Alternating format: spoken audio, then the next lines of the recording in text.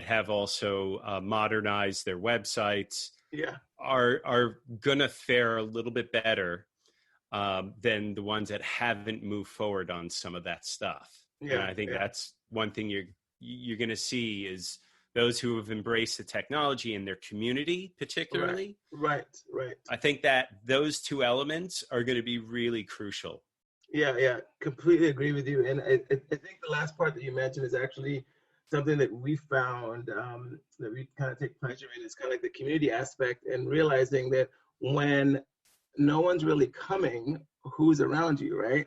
Mm-hmm. And I think that we've been pretty lucky that we've gotten a lot of support. I mean, so many people like hit me up for, hey, I need to get some wax. I need to, buy a board. Like I think we've sold a bunch of boards even during this time frame, Well, I've heard even like board sales in the U.S. have actually been doing better than apparel and stuff like that. Yeah. It's been a really good spring yes, but all over the U.S. actually, the waves have been pretty decent. So I think that helps. Yeah, it's almost as if Mother Nature was like, "Here, I'm going to curse you a little bit, but here's a blessing." Well, blessing for some of us, you. exactly. Because I haven't been surfing a whole lot, so. I went out yesterday. Like I've been going out once in a while, but for me, the fair isn't really the actual water. Like people, it's the salt water, like 6 feet. I mean, people don't. I mean, maybe it's me. I don't sit close to anyone when I'm in the water. I mean, I have a photo on the Rockaway cam where it looks a little close for my comfort. I never do. No, but I worry about getting hurt and then having to go to hospital and then, taking up resources there from someone that might need it. So I think that's my fear factor when it comes to surfing now. It is inherently dangerous just by the nature of the sport. So are people taking public transportation still to the beach to surf right now? I mean, I think they are. Some people are, but a lot of people are just taking an Uber and driving. Okay. I think the people who have reached out, this weekend in particular, we had a lot of people reach out for rentals, and right now we're not renting, for obvious reasons. Like I'm sure there are people that are like, we just going to take the stand as of now until we figure out the way to keep things clean and really keep the people safe. Yeah. Of course, I would love to make some money doing a rental, but I much hate having on my conscience that someone got sick because of coming into contact with something like that. So we're choosing to kind of hold off for a little bit. But most people that called us, I think they were just driving out. Like some people that take the subway out, but it's been so easy to drive in New York now. Yeah, because there's less cars that people are just driving out. Yeah,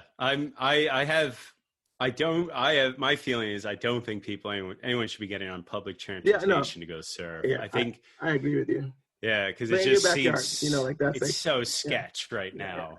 Until they sort out some way of doing it. Or assuring people that it's a little bit more safe. But like I've struggled with it for a while. Like I went 2 months without surfing, and then I was I need to do it. The problem comes though is that surfing for a lot of people is really kind of like what keeps them sane. Like I know, like we all think, I get something else to do, but for a lot of people, I think it's just that release of being out of the ocean and being in the ocean and catching waves. Something about that like puts their mental sanity in order.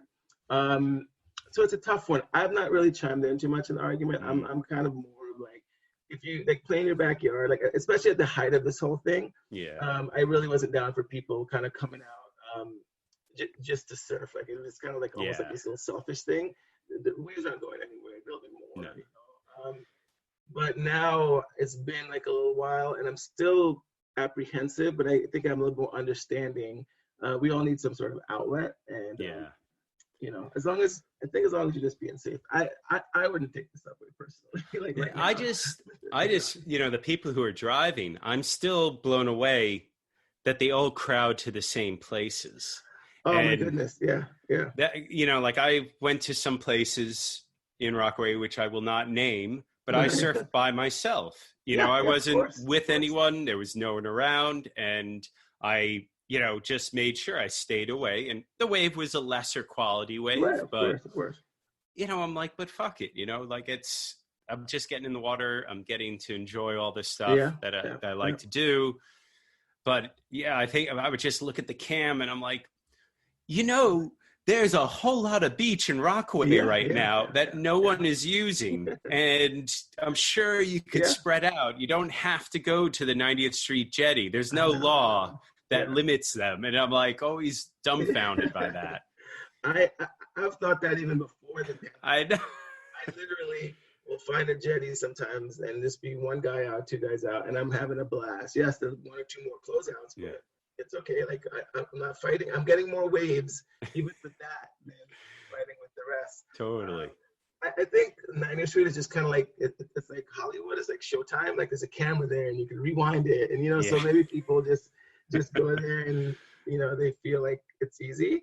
And I think people are also, the one thing that I kind of realized too is that a lot of people, the surf culture the newer surf culture in New York is very different, where people are just kind of looking for something like going jogging. I don't think that they're like the searchers. They're trying to find a spot and they're like dialing in their equipment. Like you have guys that do that, but I think the average guys is a weekend warrior. He's like, this is easy. I walk from the subway a couple feet, I'm at the beach, and I jump in. And unfortunately, 90th Street in the 70s that's the easy one. It's the East Coast New York version of the Vals for like Malibu. Same thing. So I mean, I may not like it, but I guess I kind of get it. Yeah, I get it, but it is funny. It's super interesting, I find, but now in terms of community, which is something you do, you are currently doing a food drive. Is that correct? And a raffle. Can you talk to our listeners about what you guys are doing here? And because I believe next Saturday, this coming weekend, is the last day for the food drive. So let's. Yeah. So we run it for 3 weeks. What it is we were trying to find a way to just kind of help. I mean, we always look for opportunities to do that in the Rockaways. Obviously, I live here, and I mean, it's like if your home isn't clean, then what's the point? So for me, it's really important to kind of support where you are. And I think it was Bryant who somehow connected with the Wave, and they were doing this really cool thing where they were supporting businesses, but in almost like this kind of full loop, where they were doing a GoFundMe, and the money that went into the GoFundMe, they wouldn't just donate it. They would go and buy food from like Rockaway Farmers Market and local businesses and donate that food to the food pantries. So you're helping the business and you're helping feed someone. So we thought the idea was pretty rad, and wanted to see how we could help. And we decided that we can put some product up for raffle. So we spoke with them and just came up with a plan on how we could do it. So basically, the raffle tickets are $5. We raffled off some station gift cards. That was this past Saturday, as well as some station merch. And then our sister skate shop, Grind Time, shout out to Ernie and Danny. They raffled off a cruiser board, right? And then we're gonna do some more raffles next week. The cool thing though is that we thought, well, who else wants to get down with us and wants to be involved? So we've had a lot of the local businesses in turn donate product to help boost kind of like the cause of the raffle. So everyone from Paul Surf, Sarah's Wine Bar, Rockaway Bakery, the bookstore, just a lot of guys donated. So now the raffle is going to be pretty big. That's awesome. And you can buy as many tickets as you want, and we'll raffle them off. At the big prize at the end will be the surfboard. We have a fish that was shaped by Craig Hollinsworth. We did a little cool branding thing with him. So it's a hand shaped, like really good board. And we thought we would just put it up to offer. And I think so far, yesterday when I was doing it, we were at like $1,900 or more. I think now we're probably maybe just over 2K. Our goal was 2,500. That's awesome. So and then once that's set, the money's raised will go to get food from Rockaway Farmers Market, and then the food pantry that's being donated to is St. Camilla's. So again, it's like windful loops. You have to feed people as well as supporting like local business. So for us, it made complete sense. That's great. Oh, that's wonderful. I saw you guys have been doing a great job promoting it on Instagram and everything, and it was really cool. I'm like, oh, we gotta let people know about this. You know, No, it's rad. I have to shout her out, but we have this young lady, Naomi, that's working with us that has completely like just really started downloading our social. Nice. She's just way more on top of it than I am, and than we are. So that's why you're seeing some of that stuff pop up as often as it does. It's good to have. It's great. Yeah. It's been really good. And what about you? Also have a business. You have a business other than your store too, correct? Like you were doing some other stuff too. Yeah. So actually, being a sales rep, just kind of in the surf and skate industry, I was working for this really cool brand called Empowered. They make this solar collapsible lights. I loved it. And they're pretty rad. Great for camping and so on. So I'll shout them out for sure. But in June or March of last year, I kind of like just separated just to focus on the shop. Nice. Okay. Just had the opportunity, and I think that they were doing good, and it just worked out perfectly. So what's the vibe with all the other businesses and business owners right now in Rockaway? Preparing for their busy time of the year, but it's weird because the beaches are technically open, right. Businesses aren't per se, but so what is there? Are you finding that that businesses are coming together to be creative with this? What are you seeing? I'm kind of curious, like eye on the ground here. Yeah, I think as a community, Rockaway is definitely trying to stand together as best as possible.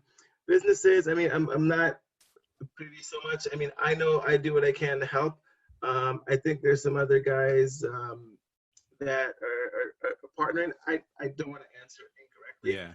I think everyone's just kind of probably just battening down the hatches, kind of getting ready. The restaurants have always kind of been open just for takeout. So I think, although not as busy, they were probably doing okay. As far as the retail stores, I know because the skate shop is next to Zingara Vintage, I know I've seen her in there doing some video kind of like sales with customers. I think people have just gotten creative on how they are going to move forward.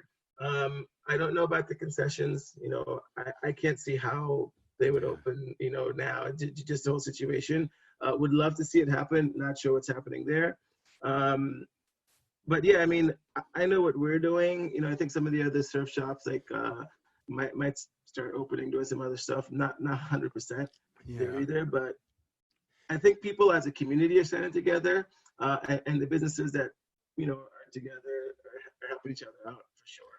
Do you know how they're going to manage the traffic on the beach this summer? Have you heard anything yet? No, I just actually, let me see my phone.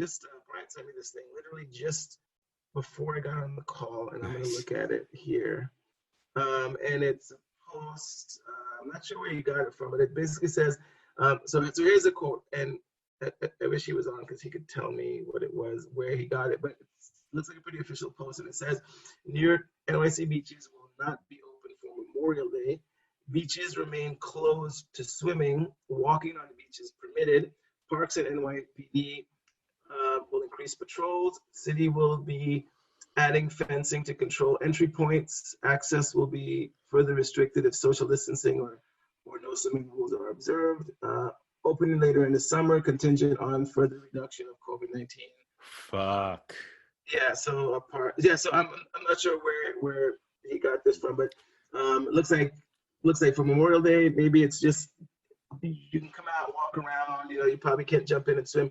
I think a lot of it has to do though with the lifeguards. As far as you have to get them trained. And are the lifeguards? They're going to be on duty, I guess. So but at the very end here, it says Parks is training lifeguards to ensure staffing of beaches reopen safely. So I'm not sure about that, but I think that I would imagine that every year I see that they go through the training and get ready for the summer. I don't